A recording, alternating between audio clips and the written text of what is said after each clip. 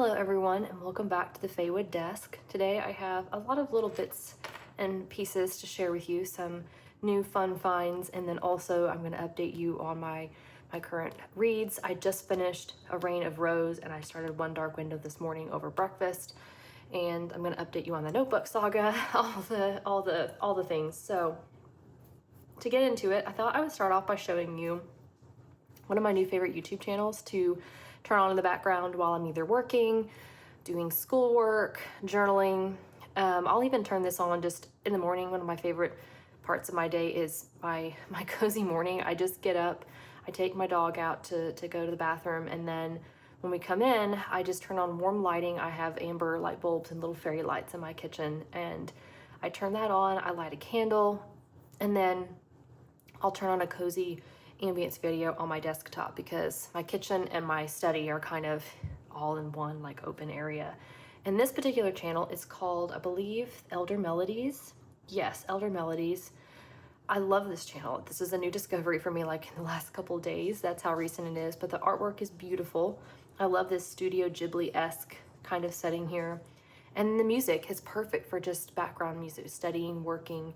That's a really fun vibe. So I thought I would share that with you because it's cool, it's interesting, and I like to plug other content creators. So and the other thing I was going to show you is I got myself a new pencil case for the school year. I thought I would try setting it up while you're watching because I'm not totally sure it's big enough, but also it's kind of weird. I'm kind of sad because like my days of taking classes are over and gone, which is really sad.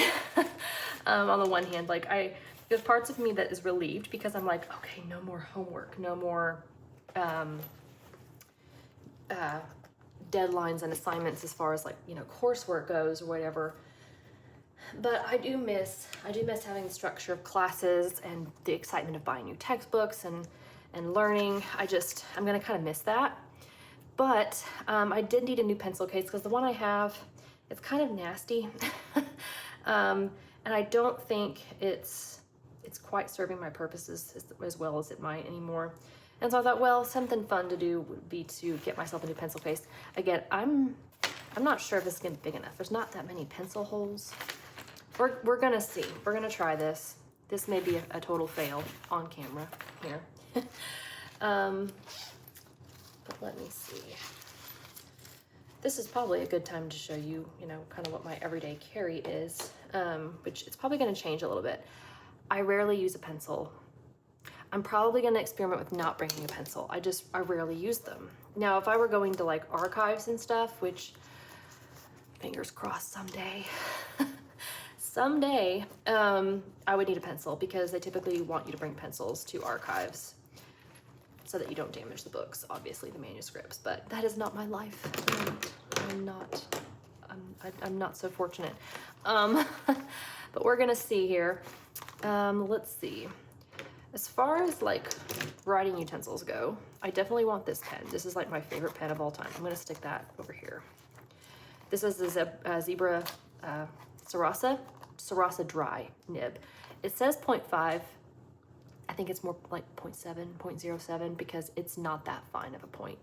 And so because it's not that fine of a point, I also will sometimes bring this one. This is a 0.38 Muji pen. So if I need a little bit finer point, and then I always bring a highlighter. I love the mild liners. I believe those are also by Zebra, aren't they? And then I love this, I think it's called Writer's Blood. I love this red pen. Those are pretty tight little things, but they'll probably stretch out with use.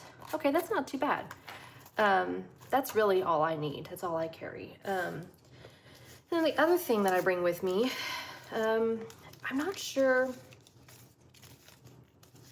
if I need all of these. I think I'll bring a couple of these, but typically when I am reading a book and marking it up, I will use this as a bookmark anyway, so I usually have this on hand regardless, but in case I forgot. And then I love these little page tabs. I use these for school, and then I also use them for just annotating fictional books if I know it's gonna be one I want to annotate. I'll go ahead and stick that in there. It's not gonna take up any extra room. And then sticky notes. This might be a little tricky. Would that fit? That might fit in there. Yeah, actually that works pretty good. And then I always have a little, this is a USB plus USB-C drive. It does both because my laptop only has this drive, but the printer at school only has this one, so we have to have both. I don't think I need these tiny sticky notes because I've got the big ones, so we can put those back in the drawer. And then, do I want to bring a clip? We'll see. And then I've got a marker because if I ever need to use a dry erase board, inevitably there aren't any markers available. Okay, that actually works. That actually fits pretty perfectly. I don't need any more than that. I know this is pretty snug, but it's everything that I would carry, so I think we're good. I love the design. It's so cute. It's so like very cottagecore, mythical. I'm obsessed with mushrooms at the moment, so okay, that's pretty cute. And then I got this. This is super unexciting, but I love the Honest tinted lip balms, and so I have one that I keep in my makeup drawer, but I wanted to put one in my backpack. This is like the most subtlest tint that you could find. If you are a fan of Clinique's Black Honey lipstick, this is like that, but better. It's natural for one thing, and then it's even lighter, I feel like. I mean, it's just barely there, and it's super moisturizing. So I'm gonna stick that in my delightful fourth wing bag here. This is my like personal care items, like my inhaler, feminine products, glasses wipes, deodorant, that kind of thing. And then I'm also gonna stick tea bags in there. I used to keep those in my tool bag, but I don't think I really need them in there. Those can go in here. I also keep like pills or things like that. So yeah, these are going in my backpack. Okay, let's talk about books. Oh my word. A Reign of Rose. I'm shook. This book was so good. I loved A Dawn of Onyx. I was immediately drawn in. The world building was so magical. It was like everything that I like about Gothic and medieval, but also a little bit of like that cozy fantasy feel. It was so immersive. I absolutely loved it. I could live in Onyx Kingdom forever. But the sequel, The Promise of Peridot, I did not like that book at all. I did not enjoy it. It was painful. I hadn't thought about it until I heard somebody else describe it as a lovers to enemies storyline, and that's exactly what it was. It was painful, everyone. It was painful, y'all. It was hard to get through, but the payoff in this book, oh my word. If you're trying the series or have tried it and you got stuck in Promise of Peridot, please keep going because it is so worth it. This book was a whirlwind. I feel like I need to read it again. Like, that's how dense it was. The world building exploded in this book. It definitely grew in Promise of Peridot, but it grew even more in A Reign of Rose. It was so, how would I describe it? Everything was so tangible and so deliciously inviting. It was so fun to read about. Even the more like seedy places that the characters would go visit, they just had such a physicality and a presence to them, and the way that she describes the worlds and the different locations that just drew me in. I felt like it was such an immersive experience. Also, the character arcs, they really came full circle here in a way that was so deeply satisfying, and I loved it immensely. I felt like the story wrapped up in a very satisfying way. There were a few things that I'm like, oh, I wonder if she's leaving these threads open, if Kate Golden is kind of leaving them open for either spin-off series with some of the other characters, like Mari. There were some things about her character arc that were not quite wrapped up. I mean, it was a good ending. It was closure, but there were little threads and hints that you're like, I think there might be a Mari Griffin kind of spin-off, if you know who Griffin is, for this world. I haven't heard anything about her working on that kind of a book, but there's definitely space for it if she chose to go that direction, which I would be all over it. But I loved it. I loved it so much. This is a series that I will definitely reread, probably every fall, because it's those kinds of vibes. I loved it. If I reread it, I would only read Onyx A Dawn of Onyx and A Reign of Rose. I would skip A Promise of Peridot because it's just painful and I don't need that. I've already gotten it. We're good. But I will recommend this series to everyone. It was so good. So, so good. I felt like everything got treated equally well. Like you had spice that was well done. It wasn't just a smut fest, even though that's fun sometimes. It was good. There was, lots of character development, lots of setting, and lots of plot twists. Oh my word, the plot twists. Even at the very, very end, like I can't tell you anything without giving away any spoilers, but early on in A Dawn of Onyx, you learn about this prophecy, and it's so vague. You don't know how it's going to be interpreted.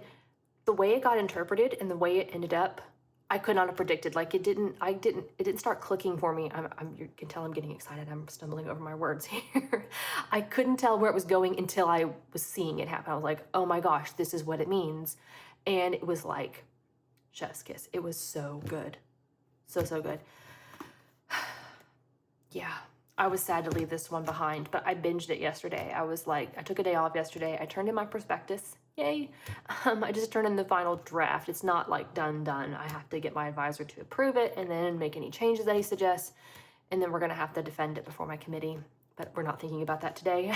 So yesterday, to celebrate, Bear and I had kind of a low-key last hurrah of summer. So we got up, went for a walk by the creek. He went swimming. He just absolutely loved it.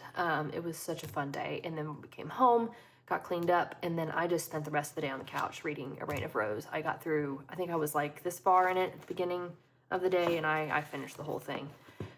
It was so good. It was so, so good. Definitely a 5-star read. Onyx and A Reign of Rose are both 5 stars.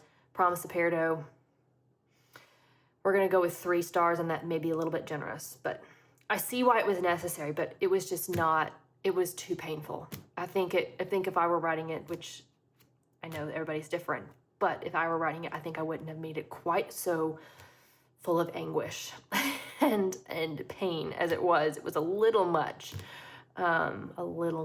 making the read not as enjoyable as it could have been. Okay, enough rambling about that one. So the book I started this morning was One Dark Window. I just read 1 chapter. I'm already hooked. I have no idea. I don't really know a whole lot about this book going into it. I know it's super hyped, but already I'm just drawn into the world immediately. The way that she depicts scenes and the ways that she creates atmosphere and mood already has just gripped me. I started reading A Night in the Moth earlier this summer, and I DNF'd it because I just was so incredibly bored. I could not get drawn into the characters, or even the plot, even like the stakes that was facing the characters. I just didn't care. And I read half that book. I gave it a really good shot, and I couldn't get into it. I just wasn't compelled by the characters. I felt like their story arcs were kind of rushed and the connections were forced and just wasn't believable to me. So I thought, well, I'll give Rachel Gillig another try and see if maybe I like One Dark Window a little better. I know that the romance is not a big plot point in this, and so I'm really not going into it expecting much out of the romance. I'm going to just take what I can get. What I'm reading this for is I want to see the vibes. I want to get involved in the world building, and already it is delivering. I think that's kind of important when it comes to reading books. I think one of the blessings and curses of social media is that you hear about so many great books, but you also go into reading books with so many expectations. Gone are the days when you walk into the bookstore and all the information you have is the back of the book, or maybe a recommendation from a friend or friends. That's it. And so you really get to just judge the book on its own terms, and you just get to experience the book for itself without any clutter of outside influence on how you should take the book or expectations you think you might, be able to get from the book. And so even though I know this is really hyped up, I don't really know what I'm going to expect in this book other than vibes. And so I'm just going into it expecting to have awesome world building, and it's already delivering. So I think I'm going to really enjoy this. I think I'm going to really like it. It's got gothic, but also very medieval kinds of vibes, which it's after my own heart. And so I'm definitely already hooked. this could be dangerous. I've got lots of work I need to do, and I don't have time to just binge this book today. But I'm gonna just make it my treat to every day try to read at least a couple of chapters, make time to read. That's something else I was gonna mention, is that when I start back to like formal school schedule, I'm gonna be extremely busy with dissertation prep and all of that stuff. But I have found over the years of being in school that if I make time for creative things, whether I'm just consuming creativity, whether it be through, reading books or watching movies, just things that are totally different from my dissertation, it helps keep my mind clear of being just overwhelmed and burnt out. And so I'm gonna really try hard to make time for all the good books I have on my TBR, which I think I'm gonna do a video, not anytime immediately, but I'm gonna do a video soon because I've got a whole stack of books that I'm excited about for spooky season.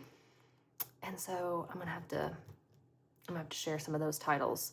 I'm also planning on rereading the ACOTAR series this fall. I have read books 1 and 2, and I got stuck there after that because I got thrown into life with school and starting my PhD program and kind of forgot about it. So I want to reread books 1 and 2 and then finish the series because I know there's a new book coming out. So that will be fun. But then I also want to pause in October and have some spooky reads, and I've got quite the lineup waiting for me. It's gonna be fun. Okay, so the last thing I'll share, I'm super excited because Ruby Granger just announced this week that her new academic planner will launch tomorrow. Today is Wednesday, and it will launch Thursday. And so I will definitely film my first impressions and probably show you what I'm going to purchase, because I'm not going to purchase much. I'm just going to purchase her academic planner for sure. And then she's got a couple of really cute little to-do list notepads that I'm thinking about getting. One in particular is called her things done or things completed list, which for me, that's just going to be more for my mental health, because the way that it works in my dissertation is, obviously I have goals and I have deadlines and things, but my day-to-day is more oriented towards hours spent working versus tasks completed. And so there's not really, I have to kind of trick myself into thinking I have been productive by like, okay, you worked this number of hours and that was enough. It's more about focusing on, you spent 8 hours on the dissertation and that was good. But I think having a list afterward at the end of the day where I write down, here's all that I did, will make me feel like I didn't just, work and everything went into the ether. If that makes sense, like I'll give me the satisfaction of like crossing off a to-do list or like making a list of everything I completed. So anyway, I'll share that. But today, I don't really have much to update you on other than I think I have pretty much decided I'm going to go with the traveler's system. I think I mentioned that in my last video, that's where I was leaning, and I've pretty much decided that's where I'm going to go. And so I've kind of reset up my notebook just a little bit. I swapped out my blue wallet for a green wallet that I already had, because this book being blue, I thought it would go better with the olive green. I haven't done any more work on the pages because I did do this. I don't think I showed you this. Maybe I did. I can't remember. But I got these little date stickers, and I think I like this little column setup. Obviously, I've only done one day. I haven't really had a whole lot to write about, to be honest. But that's what this is going to be, I think. I think this is how I'm going to set it up, and just have a 4-page spread. And I'm not really going to pressure myself to do it every day. I'm just going to fill this in as I go, and then have other pages for things like media, photos, whatever. I think I've settled on the Canon Ivy printer. Haven't purchased it yet. Got to save up for it, but that's probably going to be what I get. Does this fit in that pocket? I don't know if it will. I think it might be just a hair too long. Actually, no, that's perfect. That makes me happy. But then the other thing I'm going to do is I have an Instax photo printer, and I'm going to go through and swap these out. I'm not going to like fill it up all at once. It's kind of a fun process of filling it up throughout the year. And so what I'm going to do is I'm going to take these out, put these in an archive, and then I'm going to start over with filling this up with photo prints, either from memories, or I thought about even doing like book covers. I just love this book cover. I thought about even putting book covers or finding some really cool fan art on Pinterest and making it like kind of a little document, a memory keeping space for stories I have loved. So that will be something I do. I'm gonna do a whole video on setting up the notebook when I am actually to that point. I'm still trying to decide what size insert to get, and I was thinking I was gonna get the bigger insert, but I think I'm gonna stick with the small. I really do, because I think a big one would not allow me to have these other little accessories, which I want. And so I think I'm gonna do that. I'm actually thinking I'm gonna get a notebook from Serica Studio. I'll share her link below.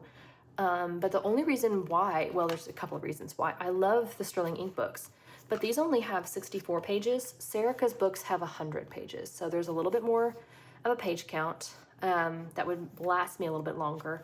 And I love the colors. Like she's got one, it's a black with a gold foil rose. Oh my goodness, it's beautiful. I love it. I'm probably gonna get that one. And then might even get a few of her stickers because she makes beautiful stickers. Her and her husband do it together. So that's my notebook plan. I still don't have anything to set up yet because I'm taking my time. I'm really trying to make a good decision here and make a decision I feel good about. So I think that's where we're going. I think that's all I have to update you on today. It's not super detailed, but I'm excited about this book, guys. I can't wait to read more of it. I bought the sequel. I bought the entire duology. I showed you that already, but anyway. Well, I'm gonna go make some matcha and get my work done. I need to work on some Irish today. This is my Irish textbook, if you're interested. It'd be difficult to learn it without a teacher, but you could learn it without a teacher. There's a lot in here to be able to just kind of get a basic knowledge of Old Irish. So if you're curious, that's what I'm using. But yeah, I'm just working through reviewing some of the old lessons. We got through about half the book last spring. I think we made it to like lesson 18 maybe. And so I'm going through and reviewing all the old lessons before we get back into it because your girl's forgotten a lot. So anyway, all right, I will talk to you soon.